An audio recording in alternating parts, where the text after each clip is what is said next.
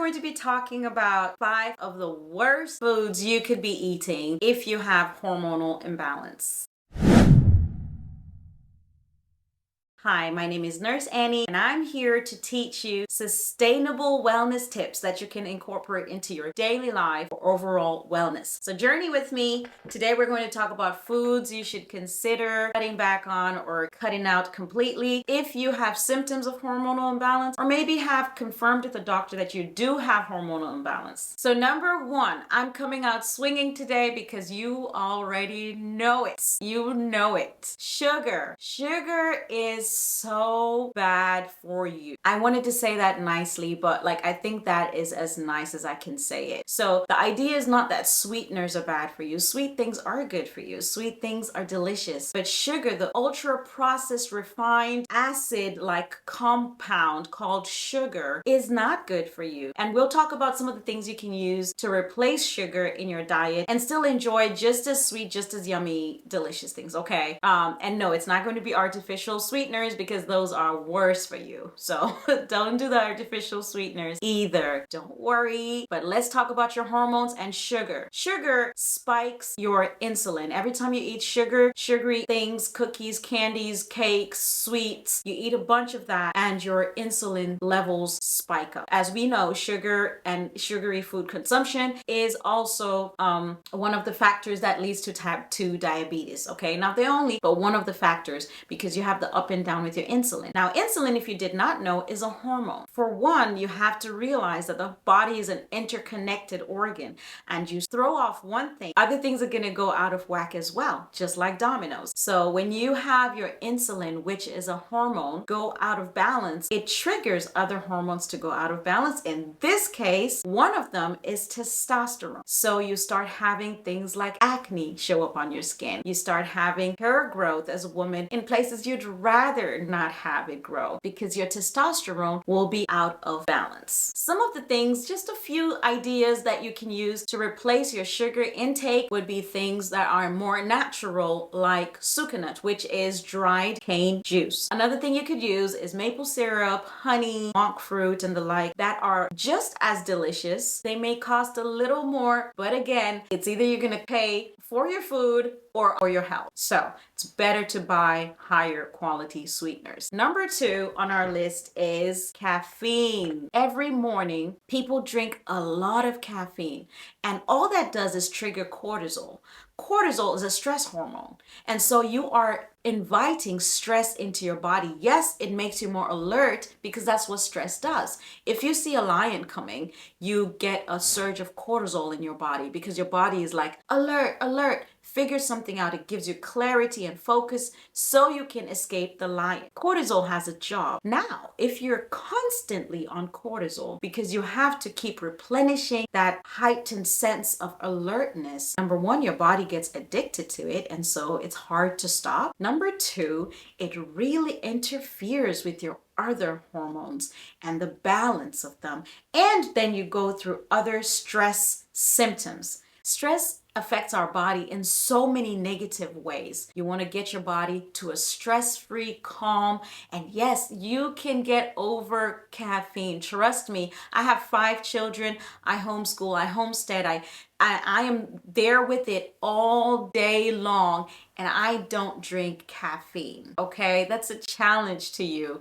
And I want you to know that you can make it, you can be healthy, you can be whole, and you can be energized without caffeine. Part of your lack of energy may be hormonal imbalance. So once you start balancing out your hormones, you may find that you have enough energy to make it through the day. Meanwhile, there's some natural things you can take and or do to help you with your energy. But that's another video. Today, let's keep going. Food item number 3 of some of the worst foods you can eat for your hormones: dairy products. So not all dairy products are created equal, but the mass-produced dairy products, unfortunately, have traces of the growth factors that are used in the cows to fatten them up, to make them grow, to produce more milk, to, all these things are passing through the milk and are then affecting the people who are drinking that milk. Is there a source of milk that you can get that may not have as much growth factors? Absolutely.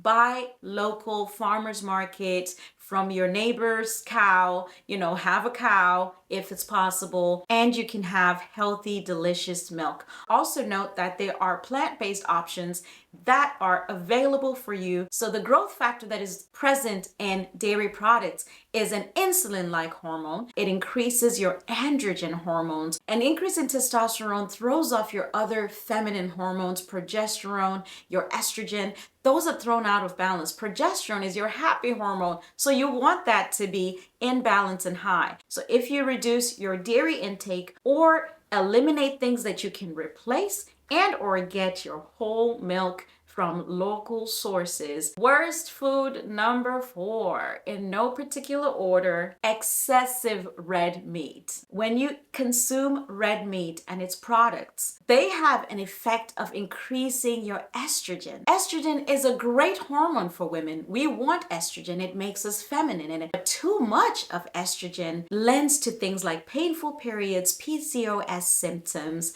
And remember, we're trying to manage the symptoms of hormonal imbalance by getting to the source. Where is our body going off? And excessive red meats, unfortunately, can throw off your estrogen balance by increasing your estrogen load.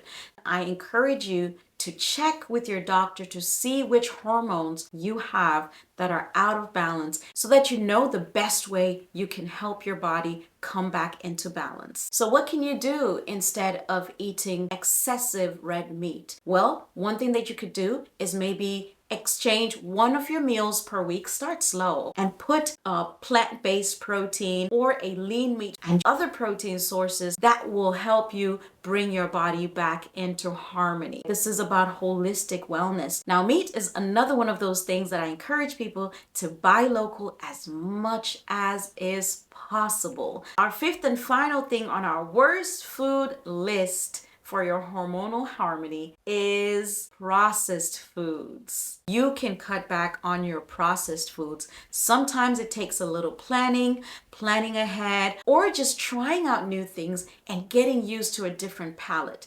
You may not like whole foods at first, especially if you're used to eating ultra high processed foods. It'll take time, but it's okay because we like what we eat and we eat what we like. But we also like what we eat, like I said at first. And so if you start eating healthier whole foods, you will start to like them. It takes some time, but eventually you will start to like the healthier option and you will dislike the unhealthy option. You just have to start small. Start somewhere and gradually knock processed foods out of your menu because they're so high in trans fats and salts and in just artificial ingredients and additives and colors and dyes and preservatives. They induce the inflammatory response in our body. Inflammation stresses our adrenal glands. Our adrenal glands are responsible for keeping our hormones nicely balanced. And so when your adrenal glands are stressed, they cannot function optimally. And so some of your hormones will just be out of balance. So cutting back on processed foods will help you reduce your inflammation load. Remember, Rome wasn't built in a day, and your diet will probably not be changed overnight either. However, you can begin making small steps and taking changes that will move you in the right direction and will ultimately end you at the healthy point that you want to be well, to be whole, to be free of symptoms of hormonal imbalance such as fatigue and irritability and lack of energy, you will have abounding energy to give to your children, to your community, to yourself, to enjoy the things you loved once again, and to feel like yourself. So please try and make these changes slowly and make a way for a healthy and happier you. If you've enjoyed this video, please like it so that other people may get the valuable information. Please subscribe and leave a comment below. Let me know what else you'd like me to talk about, or if there's something that I mentioned that you'd like me to go more in depth about, please let me know. I look forward to seeing you in the comments, and I look forward to hearing that you are becoming healthier. All right, I'll see you in the next video. This is Nurse Annie. Goodbye.